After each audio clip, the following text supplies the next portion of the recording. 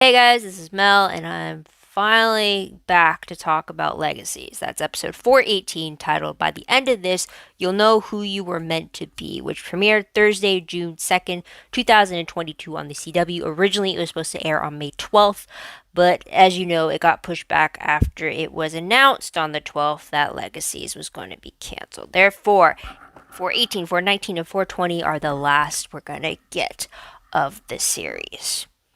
Yeah, still not over the news after it's been a month now, almost a month now. But anyways, huge spoiler alert. If you haven't seen the episode already, please go do so first, and then come back and see what I have to say about the episode. I'm recording this. It's almost 2 hours after the episode is aired. It's like 15 minutes before the West Coast is going to be starting to watch the episode. Um, so there is that. So other video reminders are up on screen.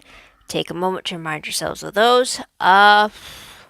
Honestly, not really sure what I expected this episode to be, but I do have a few thoughts. So let's see where they go based off of my brief notes. So let's get started. Will I get this to 20 minutes? I honestly don't know. Well, let's see. So the episode quote title, let's start with that. By the end of this, you'll know who you were meant to be. This is sent by Ken, the father of the gods, to Cleo in reference to what she's turning into after she pretty much disobeyed the one rule being an oracle was. We'll talk about that later. Timeline wise, I think it's the day after the events of 417. Mainly just because the end of 417 came the realization from MG and Lizzie about Ethan's state with his powers. And it seems like it's at least been the following day. Like Ethan's now up on his feet again. He says he needed rest and feels good as new. I don't think with how also very dire the situation is about the gods, I don't think they time jump a week later. You know what I mean? So I think it's the day after the events of 417. I also think the day that they're currently, since this takes place over the span of, or at least within the same day within the episode, I think it's meant to be the day that a full moon is supposed to be occurring. They do mention it. So yeah, I don't know if we'll see the full moon in the next episode or if that was just kind of the hints to it, and then next episode it's us the following day after the full moon has passed, you know? So there's that.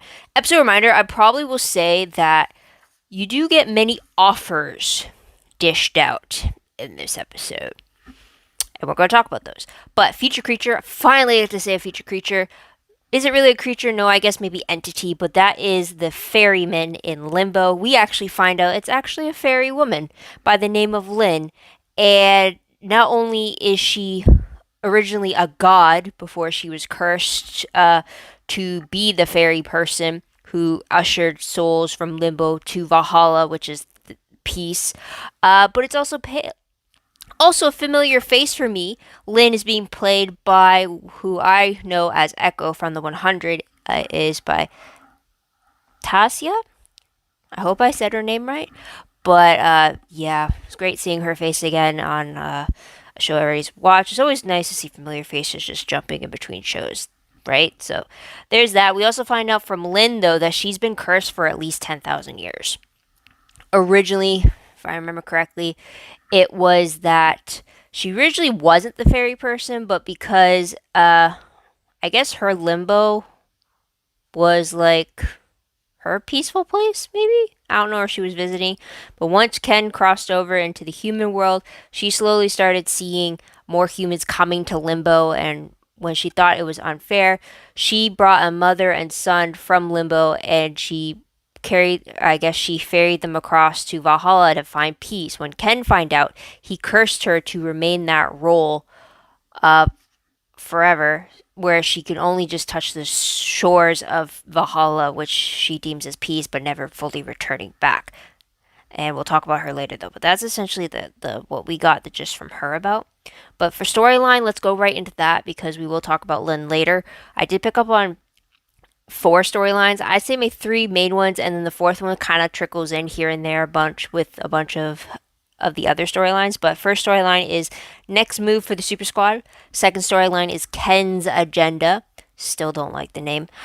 The Ken's name, that is. Third one is who is Lynn. As I mentioned, that's the Limbo storyline. And then the fourth one is relationship struggles. So with the first storyline is all about the hope now with her humanity back, trying to plan with the Super Squad about what their plan of attack is against Ken, I guess round 2 wise with him.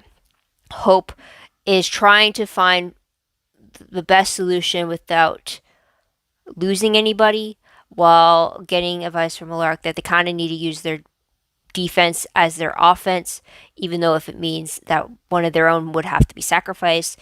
But Hope has to come to terms with who has to be that, and it turns out that Lizzie's the one that has to do the detonation to ensure their chance at winning against Ken. So that's up to there. After both Alark finds out and then Lizzie finds out, it looks like Alark orchestrated some kind of a last hurrah for everybody to spend time with their loved ones, because they really do not know what's going to happen. What I really like, though, is the fact that even though you don't really want to go into it thinking like, oh, you're going to die, you also don't want to go in being super optimistic like, oh, I'm going to survive. Because in that kind of situation, they're going up against a god. The odds are not stacked in their favor. So I do like the fact that everybody is being mature enough and understanding that it is a moment that they should take a step back and really appreciate what they have and kind of prepare for, just in case not all of them make it out alive. It kind of is reminiscent of the, I guess, the farewell Human Hope dinner that they had in what was it? Was it 403 or 404? Like before she turned into hybrid, they had the whole school coming out to have that final family dinner before she became a tribrid. It was kind of similar to that, the vibe of this victory party, or this pre-game party that you would say. So that is something there. But let's go in the second storyline. We go on the other side and we deal with Ken. We find out that he is sensing Cleo trying to invade his mind. This only happens when he was vulnerable and asleep. So when she tries it again while he's awake, he tries to make a deal with her because of what she is transforming into now that she kind of disobeyed the rules of an oracle. He wants Cleo to hand over Hope. In exchange, he'll let everybody else live. When Cleo refuses time and time again, Ken then uses Caleb as a hostage when Caleb kind of enters the mental connection between Ken and Cleo, and kind of uses him to his advantage. When Cleo refuses again, Caleb does not survive, as Ken stakes him. So that we'll talk about later, though. Meanwhile, while all this is happening for Ken's plan, he wants Aurora to try to reason with Jen, his daughter, or Vulcan, to create the weapon that is supposed to destroy Hope from the ashes of the Red Oak. From this interaction, we see that he had put Jen in one of the sarcophagi, which has, like, when it's closed, it impales her. It kind of reminds me of that chamber that was used in Matilda, with like Miss Trunchbull put everybody in it when they were bad as like punishment. It kind of reminded me of that. But anyways, so we have Aurora and Jen talking. We have Jen revealing that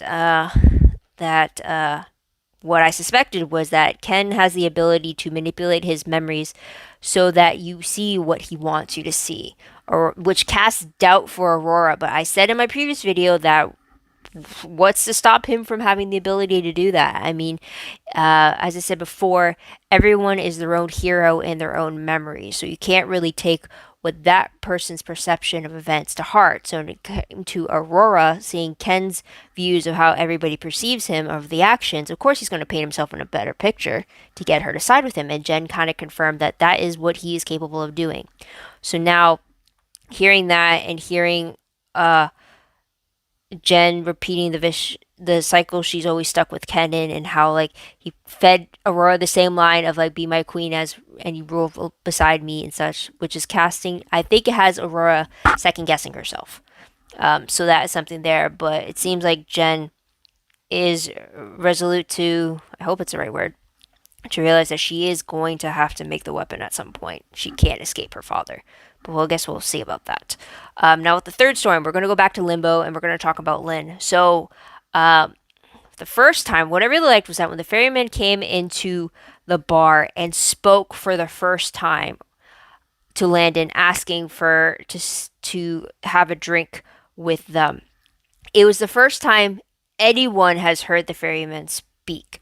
So, or I should say fairy person now, to hear them speak, and everybody in the bar reacted to that. So I thought that was pretty cool. So again, Landon goes to the dock, or I guess we'll call it a dock, goes to the shoreline and meets the ferryman's true form, which is the form of Lynn, and learns the story of her being a god, like I mentioned before, and then at the end of it, being offered to take her place as the ferryman, so that she could find her own peace in Valhalla, as that would be a loophole because there would still be someone continuing Ken's curse on her, but it just won't be on her specifically.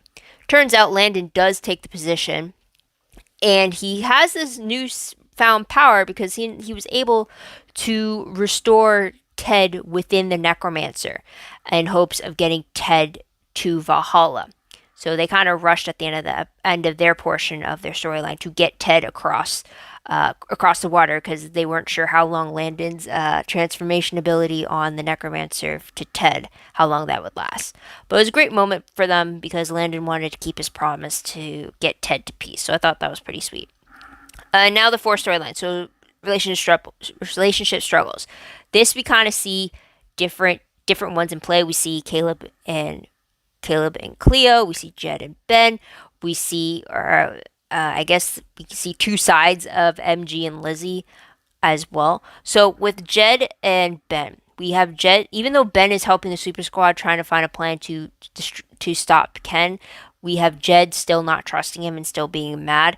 It takes the advice of Finch, and Finch telling him just what Ben did to gain Alaric's trust. Was Jed now able to open up his mind and actually hear what Finch learned about Ben? And then later on, after the party, Jed invited Ben, saying that if you want to make it up to me, stay the night with me during a full moon and see that, kind of like witness for himself that his werewolf curse isn't really a curse to him, and to just experience it and accept that part of him, because Jed was still pretty much upset that Ben thought that his curse was something that was shameful and needed to be taken away and bargained for, which made him be very protective over his pack about, which was understandable.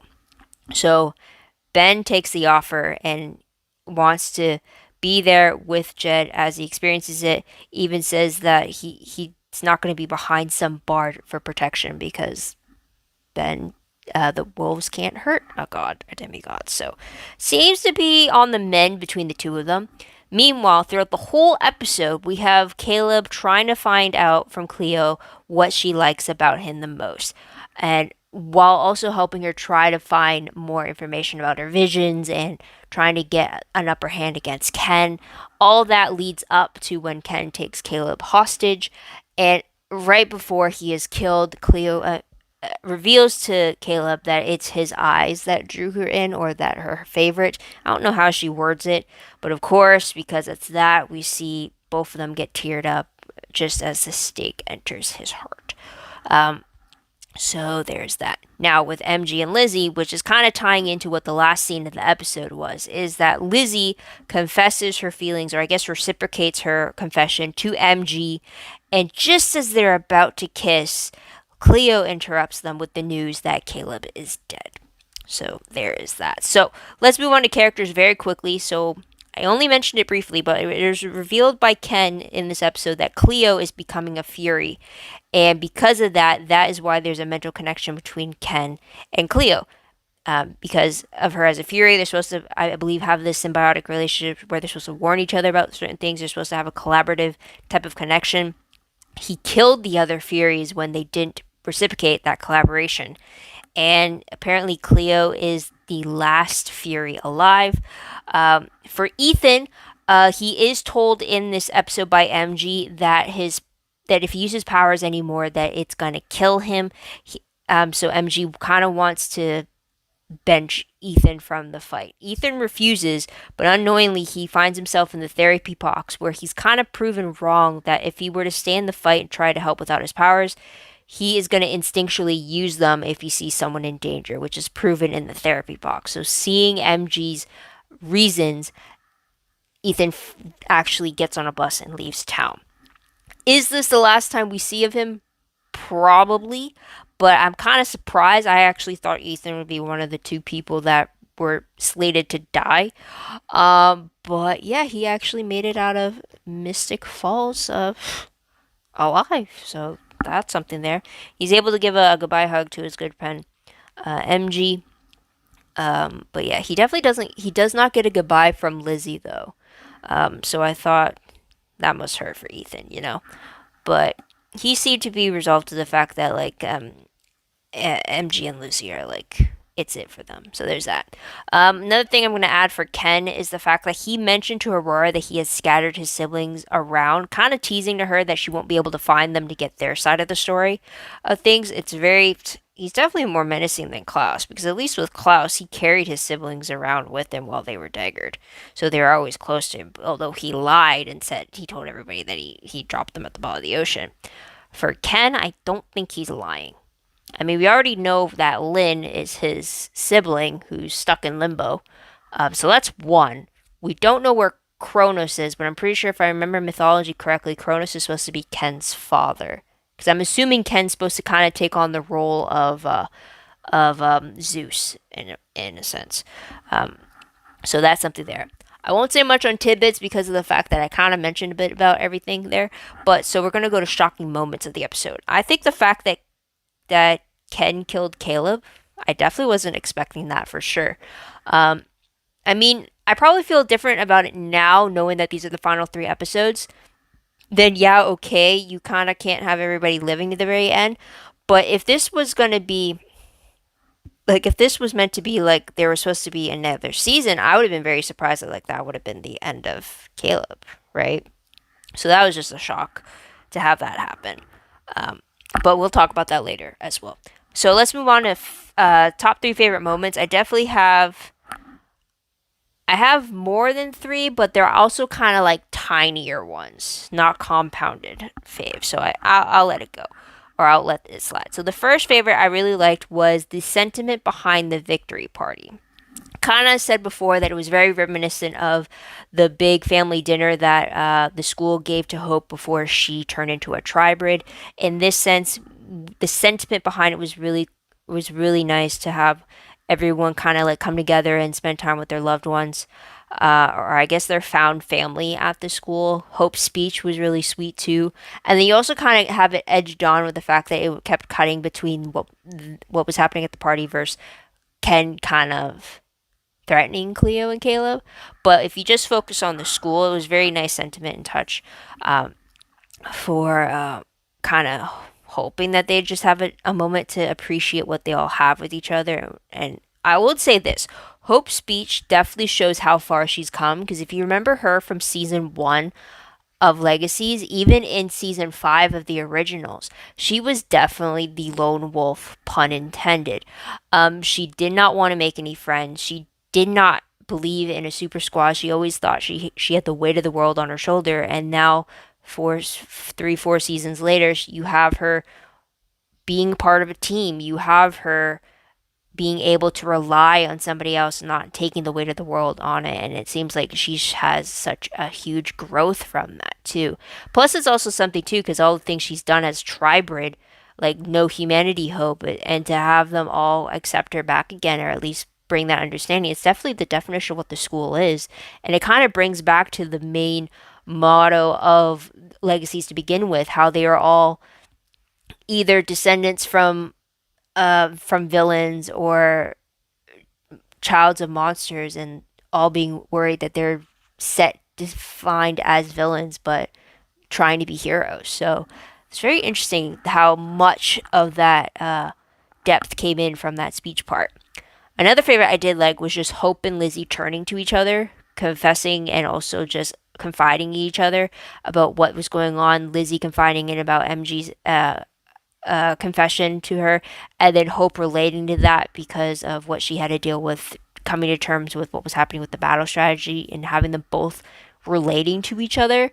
And because they're their issues kind of paralleled with each other. So I really like that. I also really like that when they were talking, as they were walking down the hallway and talking, just like their mannerisms with each other, they got so close together. And again, like I said before, in season one, they hated each other. They were at each other's throats, and it was just great to see that how far their friendship has come together.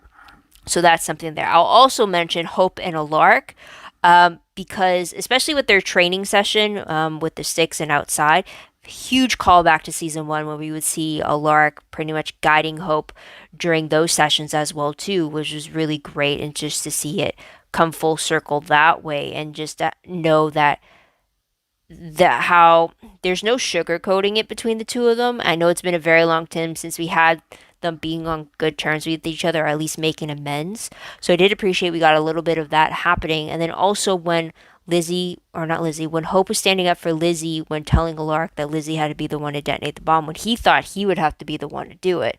It's very interesting to see just how receptive they are to each other, and how uh, truthful, I guess, they were able to have that conversation. I thought that was pretty cool as well. And then also to tie into that, though, tying it back was the moment that Alark and Lizzie have. I really appreciate that they didn't have an argument over the fact that, like, Alark didn't agree with Lizzie's decision to be the one to detonate the bomb. I really like that he wanted to instead focus on a positive memory, and he wanted to have a father-daughter dance with her. Loving the sentiment, but I feel like when he asked that, I got a little choked up about it, because it was like, yes, it's yes, on the one hand, you hope they both come out of it alive, but at the same time, they both are aware that that might not happen as well too. And because of that, I think one of them is not going to survive past the series finale. It has me worried. It has me worried. I definitely It has me worried because I really, now that Lizzie's a heretic, I want them all, Josie, Lizzie, Alark, and Caroline, to be able to all be alive till at least the girls have grown past the age they would have had to have done the merge. Because, like, just for them to all see the twins getting their 23rd birthday, yes, Lizzie technically won't age anymore, but, like, she still has, like, she was still aged, like, in her, like, chronologically, right? And, like, mentally and stuff. You know what I mean? But I just wish for them to all be able to be alive to see the twins on their 23rd birthday, because since the twins were born, they never thought they would have all four of them alive together. They always thought that they would lose one of the twins to the merge. So I really hope that this fight with Ken does not derail that. So that's something there. Okay, so now let's tie into Lizzie. A lot of these are just like combined together, or like connected together. So what I really liked as well is the extent of Lizzie's confession to MG. MG had his moment in the previous episode, so I really appreciate that Lizzie took the time to say her thoughts and kind of explain her perspective of why she never thought she deserved to plan for a future. Because, like I mentioned, she thought she was going to die in the merge, so she didn't see what was the point in planning for a future if it was all going to be ripped away from her. And then to also realize now that that might be ripped away from her again because of what was happening with Ken, but then also admitting that she never thought that she deserved someone as great as MG, and just to have that explained all truthfully and like full wholeheartedly. It was just something that I feel like I'm proud of Lizzie being able to come to that, even though she's trying to avoid that conversation all day. I feel like, yeah, she would have regretted if either she died or if MG died during this fight and she never got her chance to say it. So I'm really glad that they're on the same page, it seems like. I'll talk a little bit more about what happens with them later. But another unrelated note, though, was that I actually like the idea of Landon being the new fairy person. I'm definitely not surprised by it, because I kind of figured in the back of my mind that the ferryman would be connected to all this god. Like the moment that they introduced Ben as being Prometheus, and then Jen being like Vulcan or Hephaestus, and then like Ken is kind of Zeus, and then they mentioned Cronus as the time god. The ferryman is technically, what was it, Chiron from Greek mythology. So I kind of figured there would be some connection. So it was interesting to have it come into play here. And then because we spent so much time with Landon in Limbo, it kind of would make sense that he would kind of like take the ferryman's place, especially after finding out last episode that I think it was last episode that like that's his new boss.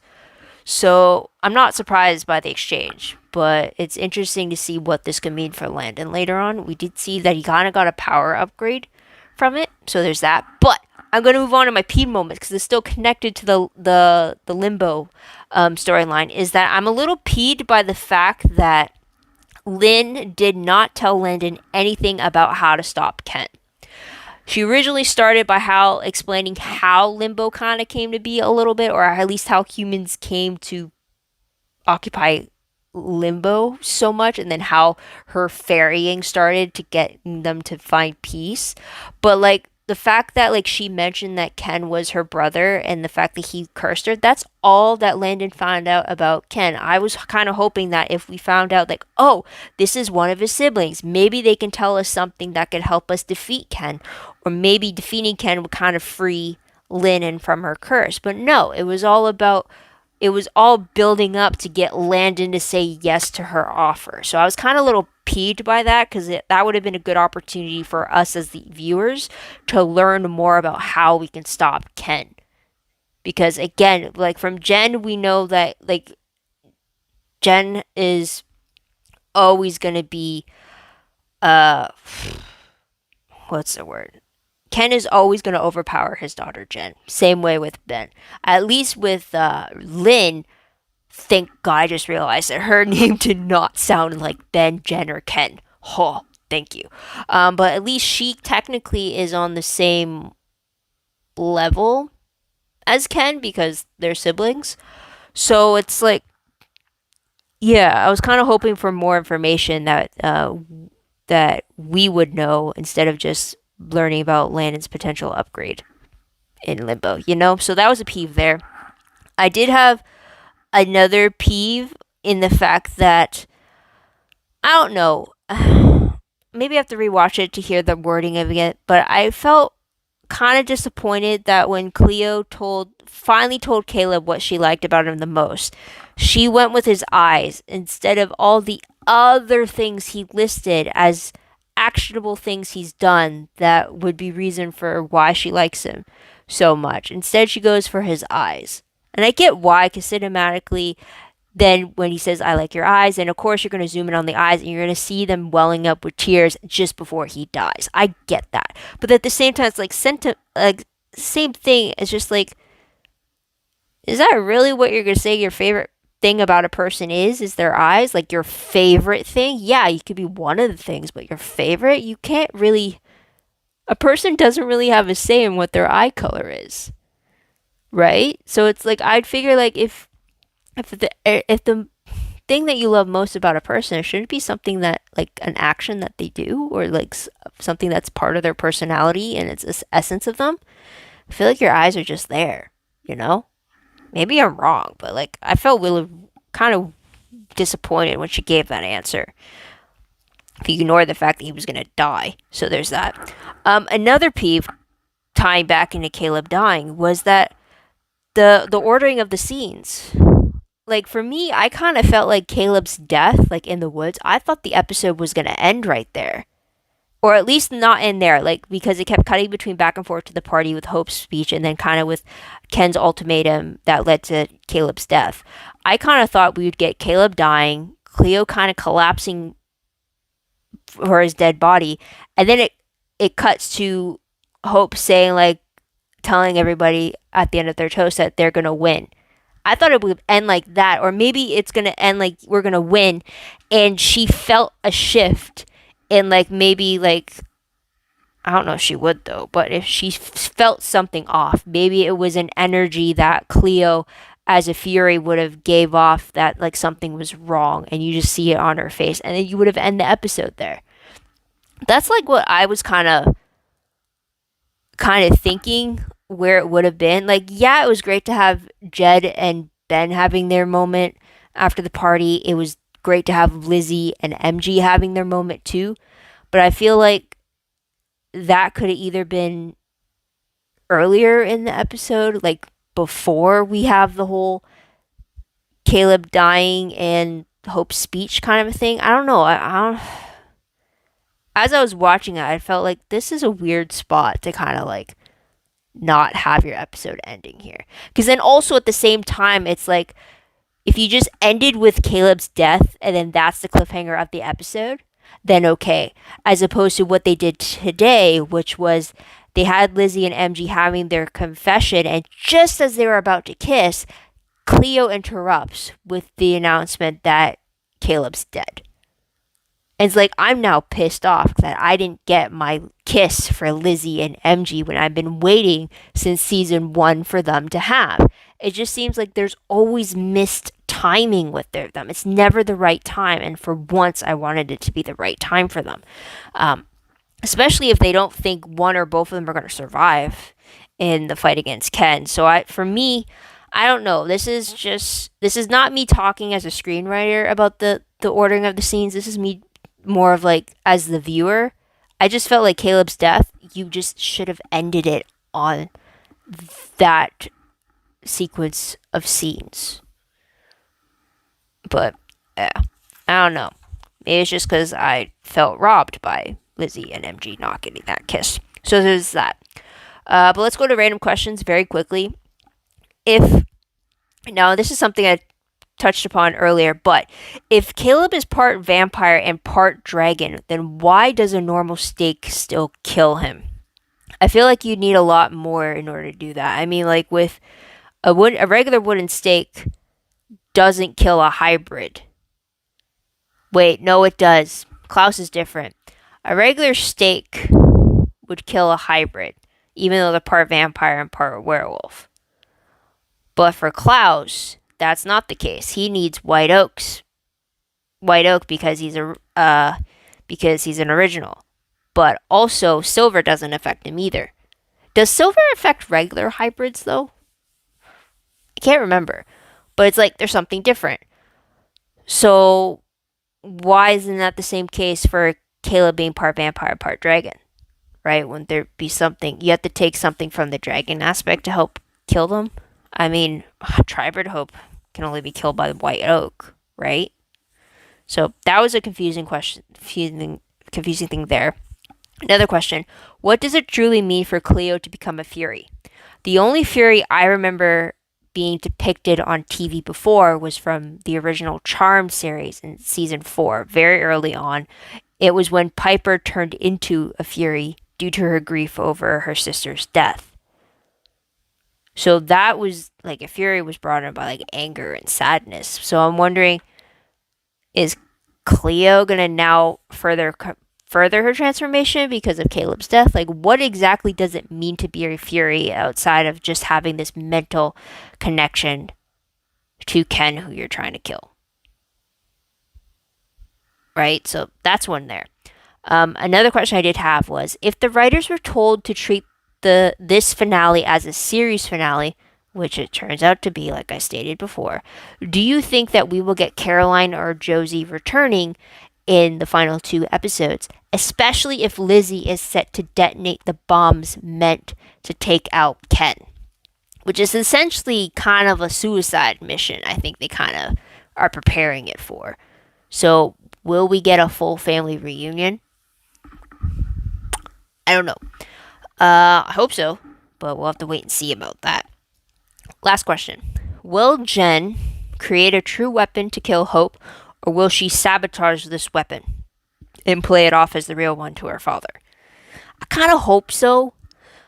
I want to see Jen being able to stand up to her father and kind of break free from his cycle of terror and torture. But she has to be really crafty to be able to pull a fast one over her father again, since she's the one who put him in the coffin, right? So there's that question there. But let's move on to predictions very quickly. Based off the promo for 419, it looks like everyone is preparing to fight. We see Ken and Aurora going up against Hope. We also see Lizzie in tears from the looks of it. Here's something though. I'm pretty sure this promo was cut together a while ago, but the promo actually says or in the voiceover that it's only 2 episodes left this season. I don't think they changed it to update the fact that it's the season, like it's the series finale coming up. So I feel like they would have changed it to like the only 2 more episodes remaining of before the end of Legacies or something similar to like that, because they always had that kind of wording for like when Supernatural ended, when the Vampire Diaries ended, when the originals ended. Pretty sure when the 100 ended, it had similar wording like that too. This wording, the promo, has me hopeful that there's a season 5 when I know there's not a season 5. So there's that. So based off the synopsis though for the episode, it reads, "Trust your instincts. Hope presents a challenge to Ken, which he has to accept. Cleo is set on revenge," which makes sense now, "and the Super Squad prepares for the battles of their lives. Meanwhile, Landon has some unexpected visitors." Interesting. Okay, so first off, from that alone, I'm hoping Landon's unexpected visitors are familiar faces that he sees in Limbo and he has to ferry across to Valhalla somehow. So hopefully there's that. Cleo is set on revenge is definitely going to be because of what happened to Caleb, for sure. So that's something there. I will say this though that I have a question for, because in the promo photos released for this episode, one photo looks like it's some type of memorial happening at the school, which has me thinking after this episode that yeah, that has to be for Caleb because MG's in the front and center. It looks like a bunch of other students are around holding candles, kind of like a vigil. But in another promo photo for the episode, Caleb looks alive and well, and he's standing with the other members of the Super Squad. So, is he actually dead? I'm not sure. Or is that a flashback? It doesn't look like it. They all look like they're prepping to fight in regular clothes. So that's something of a question right there. But yeah, that'd be very interesting. But otherwise, that is going to be pretty much it. Series finale is set for June 16th, so in 2 weeks from now. But what did you guys think of this episode? What did you guys like about it? What do you think will happen next in the final 2 episodes? Please let me know in the comments down below. I'd love to hear your own thoughts, theories, and opinions about all that good stuff. Also, don't forget to like this video, subscribe to my channel, and check out my other videos if you haven't done so already. If you want, check out my Tumblr page. Link for that is down below. I reblog promos, web clips, quotes, gifs, synopses, news, all that good stuff. All found in one place. Go check that out. I am behind for season 4. Probably after the finale airs, I will pick a day to actually just do a full day of reblogs to catch myself up. So be on the lookout for that. I also have to fix my WordPress. Link for that is down below. Anything I post online is connected to WordPress. It's a little more organized, a little more detailed, but still a work in progress. I have to fix the linking system I had for all my Tumblr links. I mentioned it before, but something messed up since the last time I've logged in, so I have to reconfigure a few things. So that's it there. But otherwise, guys, that is pretty much how's my time looking right now. I definitely went over 20. Oh yeah, for sure I went over 20. But I hope that's okay. But thank you so much for staying to the very end. I truly appreciate it. I'm still trying to figure out what I'm going to do when it comes to recaps after Legacies is over. So stay tuned for that. I should have a better idea later on.